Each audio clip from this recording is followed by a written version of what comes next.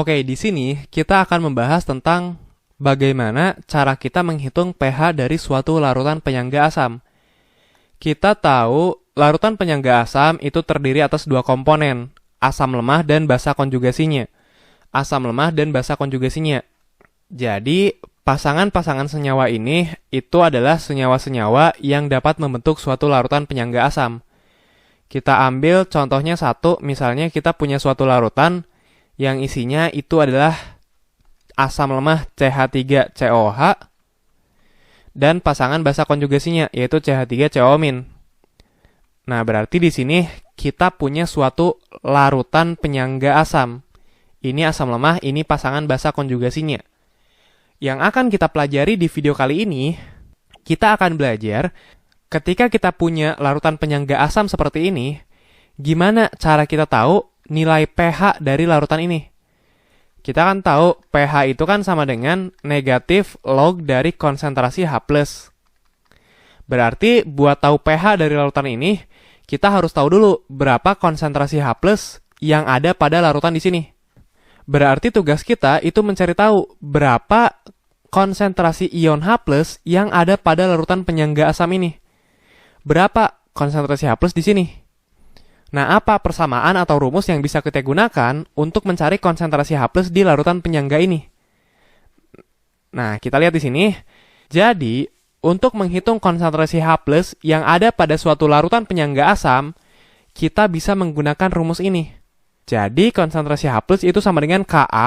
Ka itu adalah tetapan kesetimbangan ionisasi dari si asam lemahnya. Kita kan tahu ya, tiap asam, terutama asam lemah, itu tuh punya nilai Ka-nya masing-masing. Jadi tiap-tiap asam lemah di sini, itu tuh punya nilai Ka-nya masing-masing. Nah, untuk kasus yang kita bahas di sini, berarti Ka yang dimaksud di rumus ini, itu adalah nilai Ka dari asam lemahnya. Asam lemahnya tadi CH3COH. Berarti Ka dari CH3COH. Nah, ini Ka-nya berapa nih? Nanti angkanya kita masukkan ke sini. Itu Ka. Sekarang katanya Ka dikali dengan konsentrasi dari asam lemah. Atau ini kita simbolkan konsentrasi A.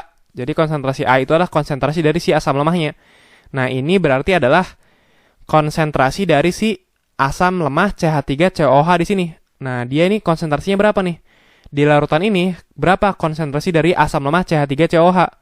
Nah, ini nanti berapa molar konsentrasinya, kita masukkan ke sini, ke konsentrasi A. Ini dibagi dengan konsentrasi dari basa konjugasi, alias ini kita simbolkan dengan konsentrasi B. Konsentrasi B itu adalah konsentrasi basa konjugasi. Nah, jadi basa konjugasi di sini yaitu CH3CO-. Nah, nanti dia konsentrasinya berapa nih? Konsentrasinya berapa molar? Nah, nanti angkanya kita masukkan ke sini. Jadi rumusnya itu adalah konsentrasi H+ sama dengan nilai Ka dari asam lemah dikali konsentrasi asam lemah dibagi dengan konsentrasi basa lemah. Sekarang pertanyaannya, rumus ini tuh dapat dari mana? Tadi kan tiba-tiba aja muncul nih. Konsentrasi H+ itu sama dengan Ka dikali konsentrasi A dibagi konsentrasi B. Nah, ini rumus ini dapat dari mana? Nah, ini penurunan rumusnya, rumus ini dapat dari mana, itu akan kita bahas di video setelah ini. Jadi di video selanjutnya, kita akan belajar penurunan rumus pH untuk larutan penyangga asam. Kita bakal ngebahas sebenarnya rumus ini tuh dapat dari mana. Nah, untuk video kali ini, kita terima aja dulu. Kita percaya dulu aja bahwa untuk mencari konsentrasi H+ pada suatu larutan penyangga asam, rumusnya itu seperti ini. Nah, ini rumusnya dapat dari mana, itu akan kita bahas di video setelah ini. Oke, jadi rumusnya seperti ini. Ka dikali konsentrasi asam dibagi konsentrasi basanya. Kita tahu konsentrasi itu adalah jumlah mol dibagi volume. Berarti kan ini sebenarnya bisa kita sederhanakan. Jadi Ka dikali konsentrasi A berarti kan jumlah mol A dibagi volume. Berarti ini adalah jumlah mol A atau kita simbolkan A. Jadi A itu adalah jumlah mol dari si asam lemah dibagi dengan volumenya. Sementara konsentrasi B berarti jumlah mol B dibagi volume. Berarti ini adalah jumlah mol B dibagi volume. Jadi B itu adalah jumlah mol dari si basa konjugasinya. Nah, di sini ini kan ada V, ini ada V. Ini tuh V yang mana? Nah, ini kan dua-duanya sama. Dua-duanya itu menunjukkan volume dari larutan penyangga yang kita punya di sini. Jadi V di sini itu adalah volume dari larutan penyangga ini. Nah, dan dua-duanya sama. volume yang atas dan volume yang bawah pasti sama, karena ya larutannya juga sama, larutan yang ini. Pasti volume larutannya sama, jadi ini bisa kita coret, Jadi ini bisa kita sederhanakan, jadi Ka dikali jumlah mol A dibagi jumlah mol B. Nah, jadi bisa kita lihat di bawah, karena volume larutan pasti sama, ini dan ini sama, maka untuk larutan penyangga asam, rumusnya bisa kita tuliskan juga seperti ini. Konsentrasi H+, itu sama dengan Ka dikali mol A dibagi mol B. Nah, jadi dua-duanya boleh nih. Kita bisa pakai konsentrasi, kita bisa pakai jumlah mol. Tergantung nanti yang diketahuinya apa. Kalau konsentrasi kita pakai yang atas, kalau jumlah mol kita pakai yang bawah. Tapi rumusnya mirip ya. Oke, kita lihat contoh soalnya. Jadi kan di video sebelumnya, kita belajar tentang pembuatan dari larutan penyangga asam. Kita belajar bahwa cara pembuatan larutan penyangga asam itu ada 3. Ini yang pertama, ini yang kedua, ini yang ketiga. Rincinya sudah kita bahas di video sebelumnya. Nah, sekarang kita akan bahas satu persatu. Di tiap-tiap cara pembuatan ini, kita akan menghitung nanti gimana cara kita mencari konsentrasi H+ dari larutan penyangga yang terbentuk dari ketiga cara ini. Kita bahas satu persatu ya. Kita bahas dulu cara yang pertama, yaitu ketika kita mencampurkan asam lemah dan garamnya. Jadi kita lihat di sini. Ini cara pembuatan yang pertama, yaitu ketika kita mencampurkan asam lemah dan garam dari asam lemahnya. Di video sebelumnya, kita sudah membahas untuk cara yang pertama ini, contoh fenomenanya itu ketika kita mencampurkan asam lemah CH3COH dan garamnya, yaitu CH3CONA.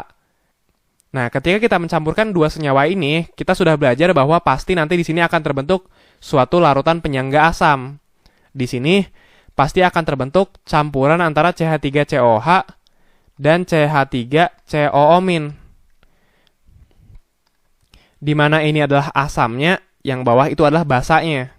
Yang ingin kita ketahui adalah berapa konsentrasi H+ yang ada pada larutan ini, yang ada pada larutan penyangga ini.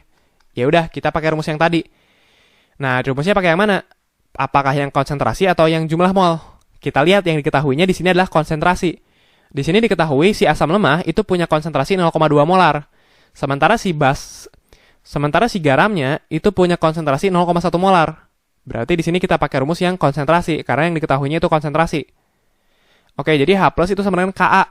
Ka-nya Ka siapa? Lihat, ini kan asam lemahnya CH3COH. Berarti Ka-nya itu adalah Ka dari CH3COH. Ka dari si asam lemahnya. Diketahui nilainya 1,8 kali 10 pangkat minus 5. Ya udah, kita masukkan ke sini. Konsentrasi H+ itu kan tadi Ka dikali konsentrasi A dibagi konsentrasi B. Ka-nya tadi 1,8 kali 10 pangkat minus 5. Oke, sekarang konsentrasi A-nya berapa nih? Berapa konsentrasi dari asam lemah? Nah, udah diketahui. Konsentrasi asam lemahnya itu 0,2 molar. Berarti ini 0,2 molar. Sekarang yang bawah. Yang bawah itu adalah konsentrasi dari basa konjugasi. Nah, ini belum diketahui nih. Kita belum tahu nih, konsentrasi dari CH3COO- di sini itu berapa. Yang sudah diketahui itu adalah konsentrasi dari garamnya, yaitu 0,1 molar. Kalau konsentrasi dari basa konjugasinya belum tahu. Caranya gimana? Kita di video sebelumnya sudah belajar bahwa suatu garam itu bisa terionisasi sempurna. Itu kita anggap dia itu terionisasi sempurna. Berarti garam ini, garam CH3COONA, itu dia bisa terionisasi. CH3CO dan Na-nya bisa terpisah. Di sini akan terbentuk ion CH3COO- dan ion Na+. Di sini yang ingin kita cari tahu itu adalah konsentrasi dari CH3COO-. Konsentrasi dari basa konjugasi di sini. Kita tahu si garamnya konsentrasinya 0,1 molar. Ya udah, karena dia kita anggap terionisasi sempurna dan karena ini koefisiennya 1, ini juga 1, berarti kalau ini 0,1 ya di sini juga sama, ini juga 0,1. Berarti konsentrasi basa konjugasi di sini itu adalah 0,1 molar. Jadi ini 0,1 molar. Berarti konsentrasi H+ yang ada pada larutan penyangga ini itu adalah 3,6 dikali 10 pangkat minus 5 molar. Kita udah sering belajar, kalau konsentrasi H+-nya itu segini, berarti pH-nya itu sama dengan 5 kurangi log 3,6. 5-nya itu dapat dari sini, 3,6-nya dapat dari sini. Ini sama dengan 4,44. Jadi, larutan penyangga ini itu punya pH sama dengan 4,44. Ya, jadi cara perhitungannya seperti itu ya. Paling nanti yang harus hati-hati itu adalah mencari yang tadi nih, mencari konsentrasi dari basa konjugasinya. Dan ingat, ini belum tentu sama dengan konsentrasi garam. Untuk kasus ini, kebetulan konsentrasinya sama-sama 0,1 karena di sini koefisiennya sama. Tapi ada beberapa kasus di mana konsentrasi basa konjugasi itu tidak sama dengan konsentrasi garam. Contohnya bisa kita lihat di sini. Ini masih sama ketika kita mencampurkan asam lemah dan garamnya. Ini asam lemahnya, ini garamnya. Nah, di sini konsentrasi basa konjugasi itu nggak sama dengan konsentrasi garam. Kenapa? Kita lihat di sini. Ini kan CH3COO 2 kali. Di sini kan garam itu bakal terionisasi sempurna. Di sini ada Ca, ada CH3COO. Dia bakal terionisasi, ada Ca, ada CH3COO. Kita tahu Ca itu muatannya itu 2+. Dia muatannya pasti positif 2. Karena Ca golongan 2. Sementara CH3COO- sudah sering kita bahas, dia muatannya negatif 1. Tapi kita lihat sekarang, di sini di ruas kiri jumlah CH3COO-nya ada 2. Di ruas kanan jumlah CH3COO-nya cuma 1. Berarti reaksi ini belum setara. Agar jumlahnya sama-sama 2, di sini kita kalikan 2. Nah, sekarang reaksinya sudah setara. Jadi garam ini itu akan terionisasi membentuk Ca2+ dan 2CH3COO-. Nah, di sini yang kita butuhkan itu kan konsentrasi dari CH3COO-.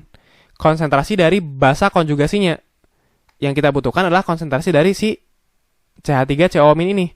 Diketahui konsentrasi garamnya itu 0,1 molar. Nah, sekarang kita lihat ini koefisiennya 2, ini koefisiennya 1. Ini kan kalau nggak ditulis berarti 1 ya. Berarti ini koefisiennya 2 kali lipat daripada ini. Berarti di sini kalau ini 0,1 berarti ini 0,2. Karena dia koefisiennya 2 kali lipat, berarti konsentrasinya juga 2 kali lipat. Nah, berarti konsentrasi dari basa konjugasi itu sama dengan 0,2 molar. Nah, ini beda ya. Kalau garamnya 0,1, di sini basa konjugasinya 0,2. Jadi belum tentu sama ya. Konsentrasi dari basa konjugasi belum tentu sama. Untuk kasus ini kebetulan sama. Sementara untuk kasus ini ternyata beda. Jadi tergantung ya. Nah, yang penting kita harus tahu reaksi dari ionisasi suatu garam. Nah, ini rincinya sudah kita bahas di bab sebelumnya tentang hidrolisis. Oke, itu untuk cara pembuatan yang pertama, yaitu asam lemah dan garamnya. Sekarang kita bahas yang kedua, yaitu asam lemah berlebih dan basa kuat. Kita lihat di sini, ini ketika kita mencampurkan asam lemah berlebih dan basa kuat. Kita lihat di sini, asam lemahnya di sini sama, yaitu CH3COOH. Sementara basa kuat yang kita campurkan di sini itu adalah NaOH. Nah, di video sebelumnya kita sudah belajar ketika kita mencampurkan suatu asam lemah dan basa kuat, berarti kan di sini bakal terjadi reaksi.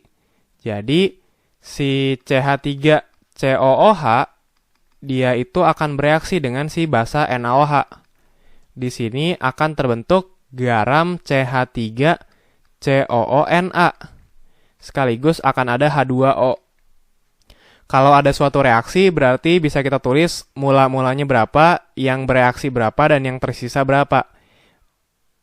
Jadi di sini mula-mula CH3COOH-nya itu ada 5 mol. Dia ada 5 mol, NaOH-nya ada 2 mol. Ini awalnya nggak ada, ini ada berapa nggak penting. Oke, di sini, ini kita sudah belajar ya di stoikiometri, cara menghitung suatu reaksi. Di sini berarti NaOH itu bakal habis. Dia itu akan menjadi reaksi pembatas. Dia 2 molnya itu bakal bereaksi semua. Nah, ini 2 mol bereaksi semua berarti ini habis. Nah, karena ini koefisiennya sama-sama 1, berarti kalau di sini 2, berarti di sini juga 2, sama ya. Di sini juga 2. Karena koefisien juga 1. Ini berapa nggak penting. Nah, ini reaktan, dia berarti habis. Dia akan terkonsumsi. Tandanya negatif. Dia akan bereaksi. Sementara yang ini, dia produk. Dia akan terbentuk. Berarti ini kita kasih tanda positif. Berarti di akhir, kita bakal punya CH3COOH sebanyak 3 mol dan CH3CONa sebanyak 2 mol. Nah, jadi si asam lemahnya itu dia berlebih. Bener nih, dia berlebih, dia tersisa. Sementara si basa kuatnya itu habis. Dia di sini nggak tersisa. Jadi sekarang kita punya CH3COOH dan CH3CONa. Nah, ini mah sama kayak skenario sebelumnya. kita punya CH3COOH dan kita punya CH3CONA. Sama, ya udah berarti di sini kita bakal punya suatu larutan penyangga. Nah, karena sama dengan yang sebelumnya, berarti di sini kita bakal punya larutan penyangga yaitu CH3COOH dan CH3COO-. Nah, ini ada suatu larutan penyangga, ini asamnya, yang bawah basa konjugasinya. Tujuan kita itu mencari berapa konsentrasi ion H+ yang ada pada larutan penyangga ini. Nah, kita pakai rumus yang tadi. Tapi lihat, di sini kan yang diketahuinya mol. Berarti sekarang kita pakai rumus yang mol. Jadi Ka dikali mol asam lemah dibagi mol basa konjugasi. Asam lemahnya CH3COH. Ka-nya udah diketahui, yaitu 1,8 kali 10⁻⁻⁵. Oke, kemudian ini dikali dengan jumlah mol dari asam lemahnya. Jumlah mol dari asam lemah. Nah, harus hati-hati. Yang kita masukkan di sini itu bukan 5 mol. Yang kita masukkan di sini itu adalah 3 mol. Jadi ini adalah 3 mol. Kenapa ya? Karena 5 mol ini dia akan bereaksi dengan NaOH. Sehingga setelah bereaksi yang tersisa itu cuma 3 mol. Berarti yang kita masukkan di sini itu 3 mol. Oke, kemudian dibagi dengan B. B itu adalah jumlah mol dari basa konjugasi, yaitu jumlah mol dari CH3COO. Di sini lagi-lagi kita belum tahu berapa jumlah mol dari CH3CO-. Yang kita tahu itu adalah jumlah mol dari CH3CONA, jumlah mol dari garamnya. Sementara jumlah mol basa konjugasinya belum tahu. Caranya gimana? Lagi-lagi kita ionisasi si garam ini. Jadi kita tulis di sini aja. CH3COONA itu kan bakal terionisasi jadi CH3COO- dan Na+. Kita pengen tahu berapa jumlah mol dari CH3COO-. Yang diketahuinya jumlah mol dari si garamnya yaitu 2 mol. Ini 2 mol. Ya udah, lagi-lagi karena ini koefisiennya sama-sama 1, berarti kalau ini 2 mol, ya si basa konjugasinya juga 2 mol.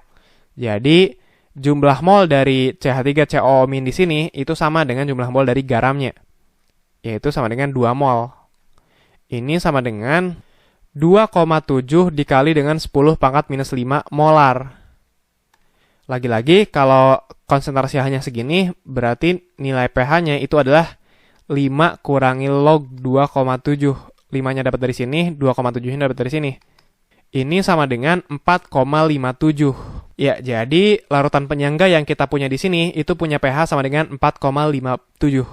Jadi, itu untuk skenario yang kedua, yaitu ketika kita mencampurkan asam lemah berlebih dan basa kuat. Sekarang kita lihat yang terakhir, yaitu ketika kita mencampurkan garam berlebih dan asam kuat.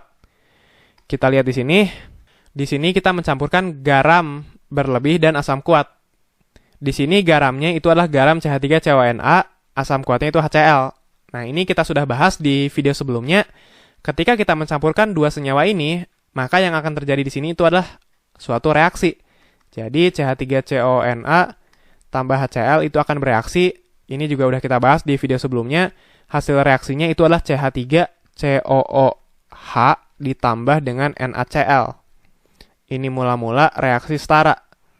Jadi di sini mula-mula kita punya ini 5 mol.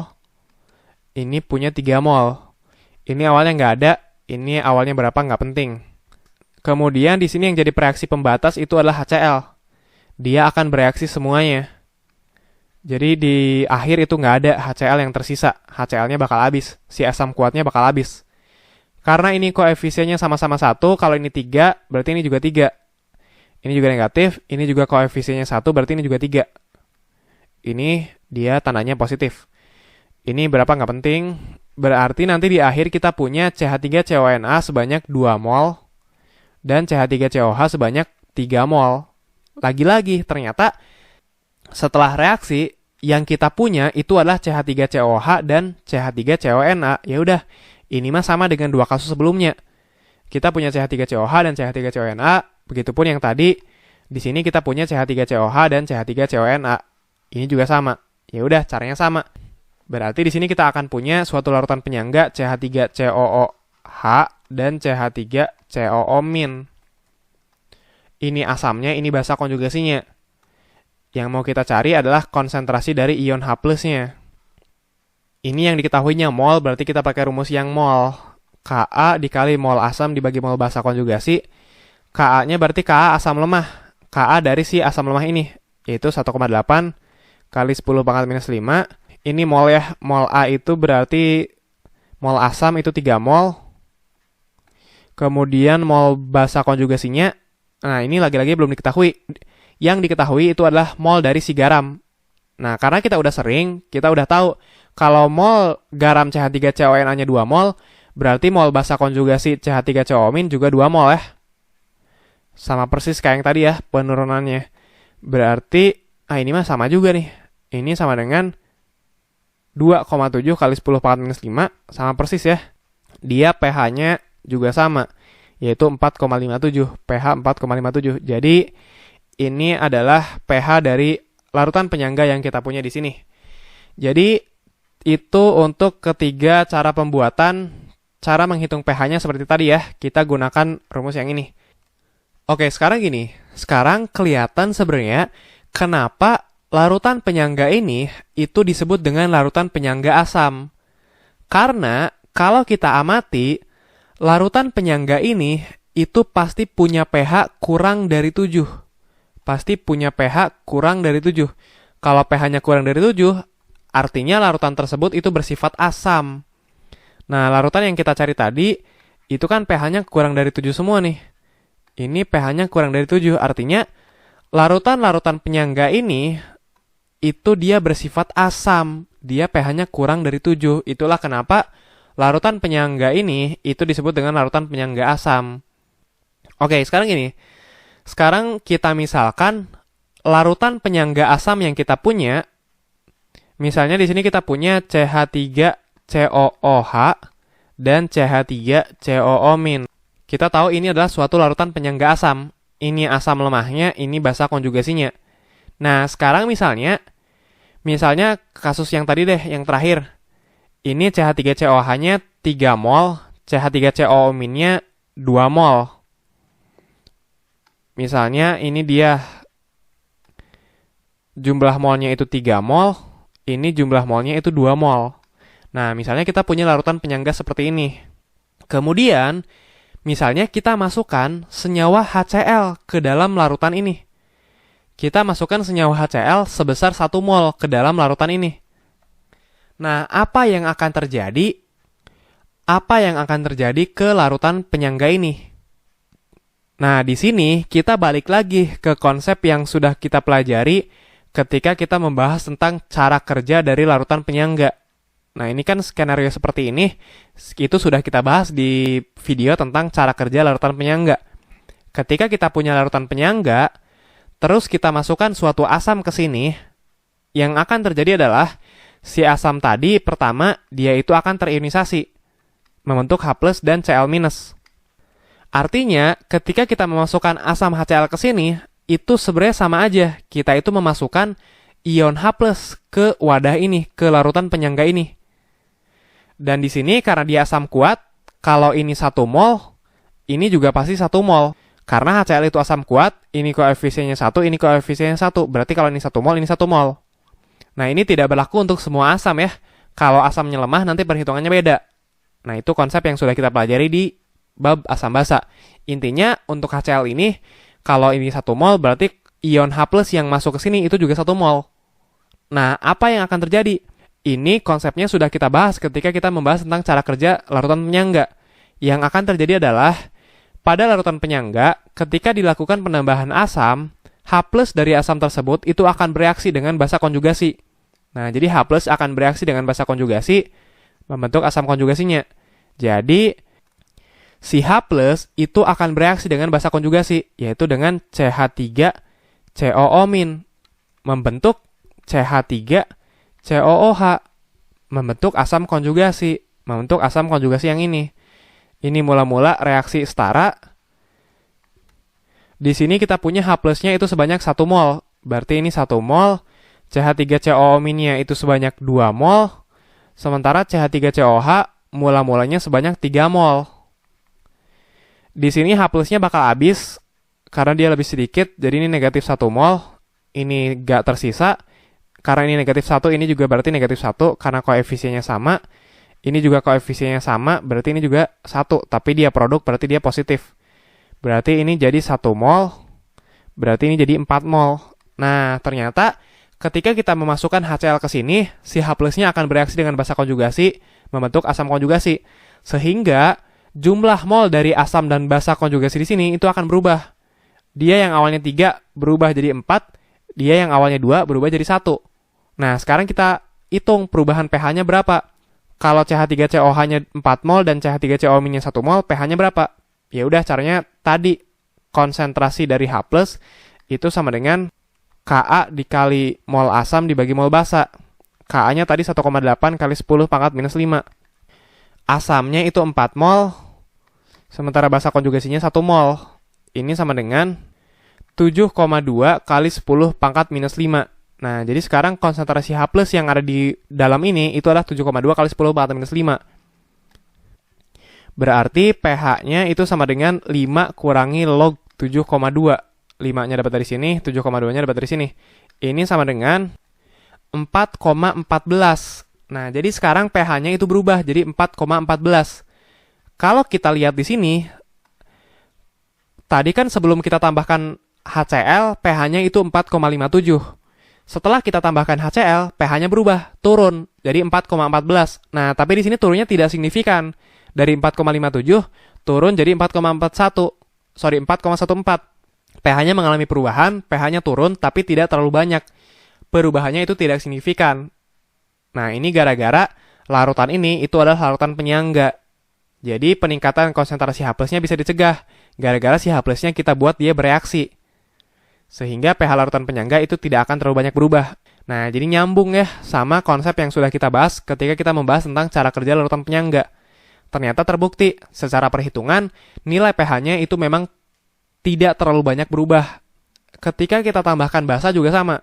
Misalnya yang kita tambahkan itu NaOH. Ya udah sama, NaOH itu kan akan terionisasi membentuk Na+ dan OH-. Karena dia suatu basa kuat, berarti kalau ini 1 mol, ini juga 1 mol.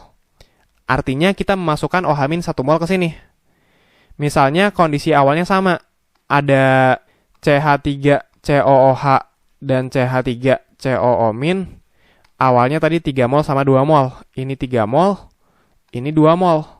Nah, untuk basa, ketika dilakukan penambahan basa, OH- itu akan bereaksi dengan asam konjugasi. Sekarang reaksi yang terjadi adalah si OH- itu akan bereaksi dengan si asam konjugasi, yaitu CH3COH. Membentuk apa? Membentuk basa konjugasi, yaitu CH3COO-. Nah, jadi sebenarnya yang terjadi di sini adalah si CH3COH itu akan memberikan satu buah H+ ke sini. Sehingga dia akan berubah menjadi CH3COO- dan si OH- akan berubah menjadi H2O. Ini mula-mula reaksi setara. Di sini OH-nya 1 mol, ini CH3COH-nya 3 mol, CH3COO-nya itu 2 mol. Ini OH-nya bakal habis, dia akan bereaksi semua, ini nggak ada sisanya. Karena ini koefisiennya sama-sama 1, berarti ini juga negatif 1. Sementara ini positif 1. Ini mol, ini mol. Berarti kita punya CH3COH sebanyak 2 mol, CH3COO- sebanyak 3 mol. Nah, ini juga ada perubahan ya. CH3COH yang awalnya 3 mol sekarang jadi 2 mol, CH3COO- yang awalnya 2 mol sekarang jadi 3 mol.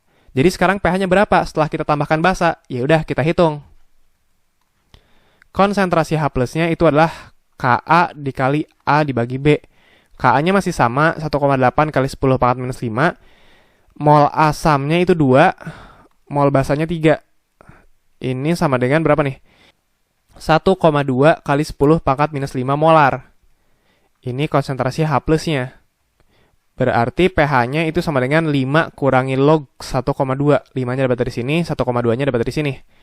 Ini sama dengan 4,92. Lagi-lagi, di sini terjadi perubahan pH. Sebelum kita tambahkan basa, dia pH-nya 4,57. Setelah kita tambahkan basa, pH-nya 4,92. Dia pH-nya naik, tapi naiknya tidak signifikan. Naiknya tidak drastis. Dari 4,57 ke 4,92. Lagi-lagi karena si larutan ini itu adalah larutan penyangga. Dia itu dapat mempertahankan nilai pH-nya. Gara-gara tadi peningkatan konsentrasi OH-nya bisa dicegah. Kita buat si OH ini bereaksi. Sehingga pH larutannya tidak akan terlalu banyak berubah. Ya, jadi ini adalah bukti dari konsep yang sudah kita bahas di video tentang cara kerja larutan penyangga. Contoh perhitungannya kita bahas di sini. Oke, jadi gitu ya. Oke, sekarang gini, misalnya kalau ada yang penasaran, misalnya ternyata si H plus yang kita masukkan di sini itu banyak. Misalnya ini nggak 1 mol, misalnya di sini 4 mol. Berarti kan H plus yang masuk sini 4 mol nih. Ini 4 mol. Nah, di sini yang jadi reaksi pembatas itu bukan lagi H plus. Si H plus ini nggak akan habis karena dia jumlahnya banyak nih, ada 4 mol. Nah, si CH3CO- yang bakal habis. Jadi di sini yang bereaksi itu 2. Yang bereaksi 2, yang terbentuk 2. Ini 5, ini habis 0, ini 4 kurangi 2 itu 2. Nah, jika si H plusnya itu berlebih, jika si H plusnya lebih banyak, jika dia tidak habis, ternyata di sini akan ada ion H plus sebanyak 2 mol. Maknanya apa? Maknanya, jika HCl yang kita masukkan itu lebih banyak, jika dia tidak akan habis bereaksi, maka di sini sudah tidak ada lagi larutan penyangga. Karena kan kalau larutan penyangga itu CH3COH dan CH3CO-. Di sini CH3CO-nya habis bereaksi, udah nggak ada lagi CH3CO-. Sekarang pertanyaannya gimana cara kita nyari pH dari larutan ini? Nah, ini sebenarnya udah bukan lagi bahasan larutan penyangga. Ini kita bakal ngegunain konsep yang sudah kita pelajari di bab asam basa. Nah, tapi oke, itu bukan bahasan kita ya, karena kalau H plusnya berlebih, itu dia udah nggak lagi membentuk larutan penyangga ya. Jadi itu perhitungannya tidak akan kita bahas. Jadi udah di luar cakupan yang kita bahas di bab kali ini ya. Oke, jadi ini ringkasan dari video kali ini tentang pH dari larutan penyangga asam. Rumusnya ini bisa pakai konsentrasi, bisa pakai jumlah mol. Nah, di video setelah ini, kita akan belajar tentang penurunan dari rumus pH larutan penyangga asam. Jadi, rumus yang tadi kita gunakan sangat sering tadi, rumus yang ini, kita akan turunkan. Sebenarnya rumus ini tuh dapatnya tuh dari mana? Itu kita bahas di video setelah ini.